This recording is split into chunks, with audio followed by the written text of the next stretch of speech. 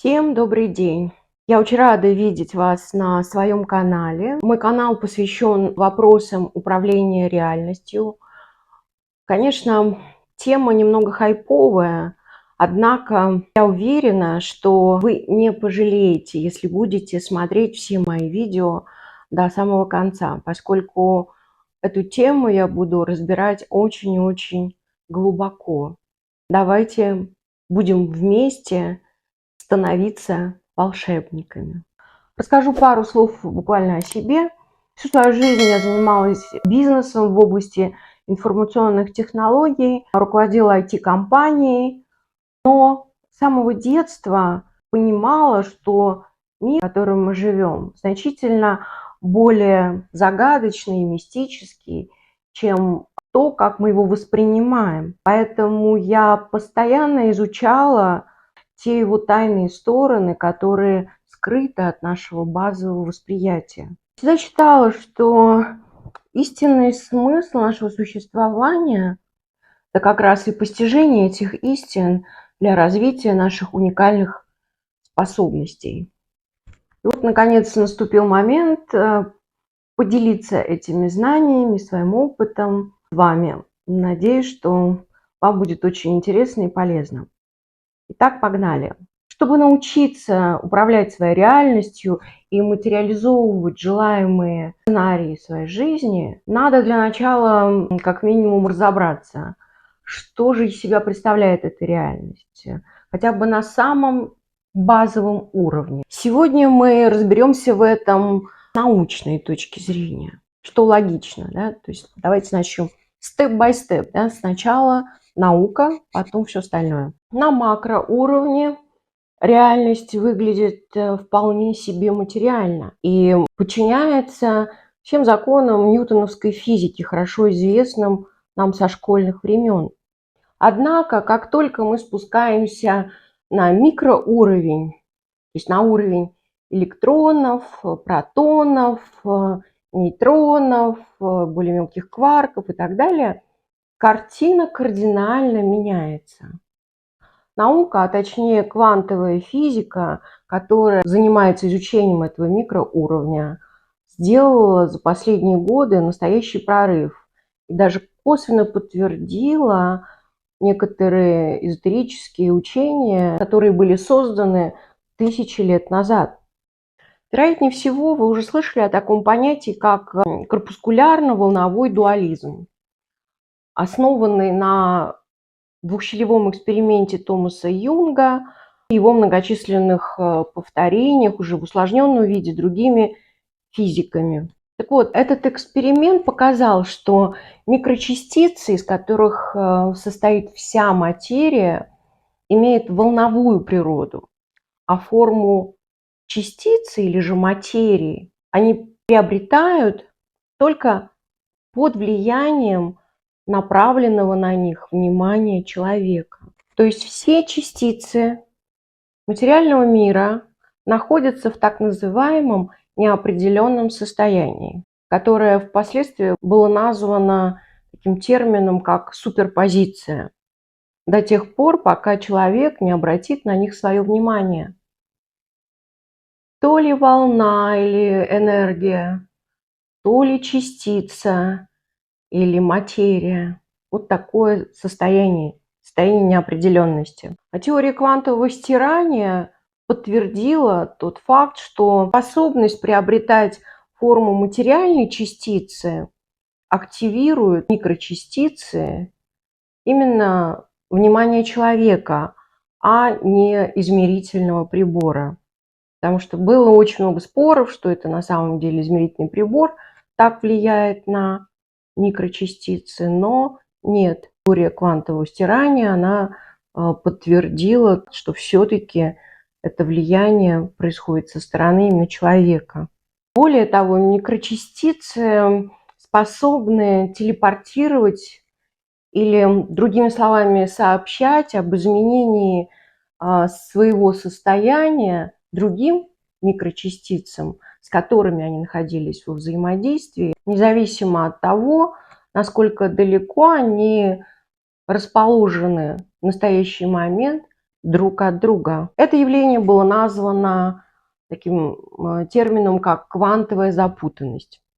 Ну, наконец, если вспомнить о том, как создавалась наша Вселенная, я имею в виду теорию Большого взрыва, согласно которой 13,8 миллиардов лет назад произошло быстрое, практически мгновенное раздувание пространства с разогревом из очень маленького объема 10 в минус 23 степени сантиметр, то есть практически из одной точки. То получается, что все в нашей Вселенной связано со всем.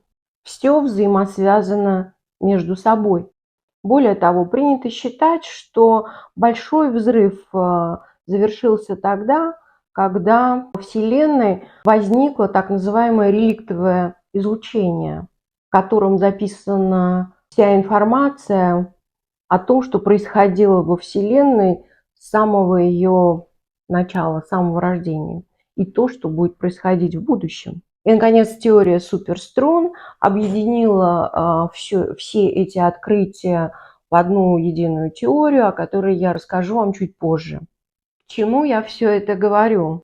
Все дело в том, что далеко не все из нас отдают себе отчет, что же все это значит на самом деле и как это может повлиять на нашу собственную жизнь. На самом деле все эти открытия квантовой физики приводят мыслящего человека к совершенно феноменальным выводам. Итак, первый вывод. Объективной реальности не существует.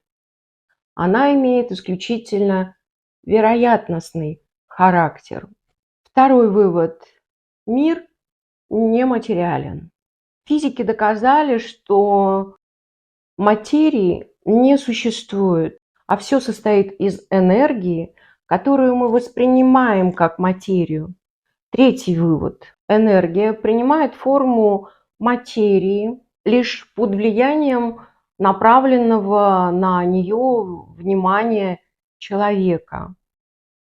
Недаром даже Илон Маск считает, что мы живем в симуляции. Он является одним из самых успешных людей этого мира. Четвертый вывод. Реальность многомерна и имеет значительно больше, чем 3, даже 4 измерения. Обратите внимание, я сейчас говорю с научной точки зрения. По четвертым измерениям понимается время как единственное динамическое измерение, позволяющее ощутить жизнь как процесс, как смену кадров на киноленте. В теории суперструн, которая совсем недавно получила Нобелевскую премию, уже фигурирует 11 измерений. Пятый вывод. Ученые, изучающие квантовую физику, в своих теоретических трудах доказали, что время может течь как в одну, так и в другую сторону. Это пока не принимается всеми учеными, но на фундаментальном математическом уровне это уже доказано. Недаром говорят, что математика – это язык, на который написана Вселенная. Я всегда обожала высшую математику за ее красоту и совершенство. Чем же оперирует математика? В базовом понимании она оперирует цифрами, то есть она придает всему значение. То есть на самом деле реальность имеет энергоинформационную природу. В основе нашей реальности лежит энергия и информация. Как же проявляется информация? Все очень просто и сложно одновременно. Информация закодирована в частотах колебаний.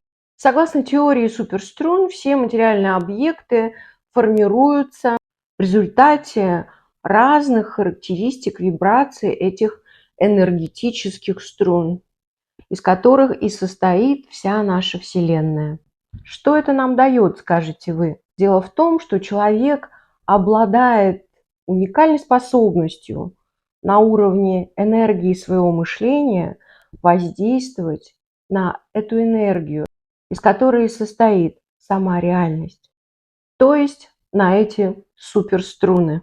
Научившись осознанно управлять этой энергией, вы сможете стать творцом своей собственной счастливой реальности. В этом и заключается истинный смысл нашего существования. Развить свои способности до такой степени, чтобы научиться творить свою собственную реальность, а точнее осознанно выбирать свою реальность, в полной мере реализовывая свою свободу выбора или свободу воли. По сути, стать творцом своей собственной счастливой реальности. Но это возможно только в осознанном состоянии.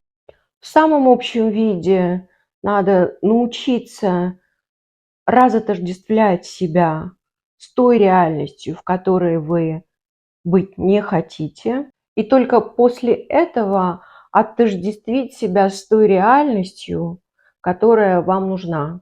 То есть вы входите в точку определитель и выбираете свою новую реальность, а точнее позволяете ей проявиться в вашей жизни. Это называется трансцендентированием. Как именно это можно сделать и какими секретами для этого нужно обладать, я расскажу вам в своих следующих видео. Подписывайтесь на мой канал, пишите в комментариях, хотите ли вы научиться управлять своей реальностью. Буду рада вас видеть снова на своем канале. Благодарю вас за просмотр этого видео. Целую вас. Пока-пока. До новых встреч.